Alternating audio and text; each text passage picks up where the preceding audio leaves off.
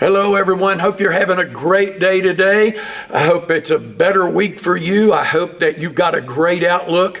I tell you what, I am excited about what God is doing. You know, I've been looking back and reflecting back over the last month, maybe almost 6 weeks now of being isolated from everybody and kind of being locked down. And I'll be honest with you, I haven't liked it any more than anybody else has. I can't wait for all the restaurants to open up and we can go in and to our favorite places and sit down. We can have our friends come back together and we can have coffee and do whatever we do together and such as that, not have to worry about things. And you know, as tough as that's been, I can look back now and tell you God has really been doing some awesome things. I want to encourage you to stop. Maybe you do need to look back and say, God, what have you been doing in my life? What have you been doing for me over the past few weeks? Well, one thing it's done for me, it has locked me before him a little bit more. I've gotten into the word a whole lot more. I hate to say it, I thought it was in the word already, but he's been speaking to my heart some things that I've been preaching here at the church on our Facebook Live, and there's some things still stirring in me that I'm saying, God, give me greater understanding of who you are. Give me a greater understanding of your love and your grace, your mercy, your covenant that you have for us. So I want to encourage you today that God is doing something even in the midst of the difficulty. I want to give you just a few things today to help you through your week and through the rest of the day. Here's what Paul said in the book of 2 Thessalonians. He said something like this. He said, rejoice always. Do you know, I believe that's more of a position, not a physical position, as more as it is a disposition. It's a part of our heart. It's a part of our nature, makeup that, you know what? I can't change some things. Some things aren't going to change whether I like it or not. So this is what I can do. I've got a choice.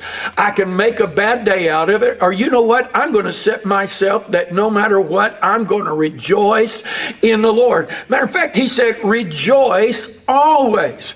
He didn't say just when everything is going good. He said, set your disposition that you're going to rejoice always.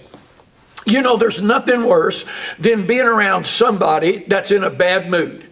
And when they get in a bad mood, you know what they want? They want everybody around them to be in a bad mood. Matter of fact, they can change an atmosphere of a home, can change the atmosphere of the office, can change the atmosphere of a restaurant, a party, wherever. One person can do that. Well, I've got news for you. That's not going to be me. I hope it's not going to be me. I'm not going to let it intently be me. I'm going to set my heart to be one that rejoices before God. And I believe if I do that, I believe I can change the atmosphere of everything around me. Second thing he said, pray without ceasing. How am I going to pray without ceasing? You mean, Pastor, I got to be on my knees constantly? That's not necessarily what he's talking about. I believe God is talking about, God, I need you, because that's really what prayer is. It's reaching out towards God. God, I need you. As that little song says, I need thee, oh, I need thee, every hour I need thee. And that's how we ought to be, reaching out to God. I go all the time. There's a prayer coming up in me. God, I want your grace. I want your mercy. I need your strength. I need your peace. I need your joy. He said, pray without ceasing. Again, this is not a position as much as it is a disposition that you're carrying. Here's the third thing that he said. He said, in everything, give thanks. In everything, give thanks.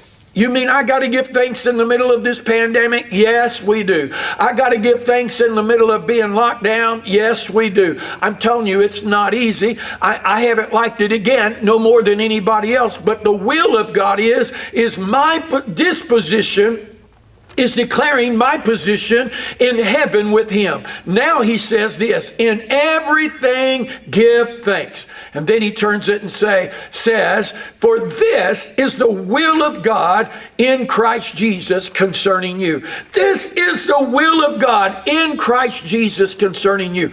You mean the lockdown is the will of God? I didn't say that. This is the will of God, that you rejoice always, that you pray without ceasing, and that in everything you give thanks. Why? Because our victory has already been settled in the Lord. Get in a right disposition, and it'll change your position.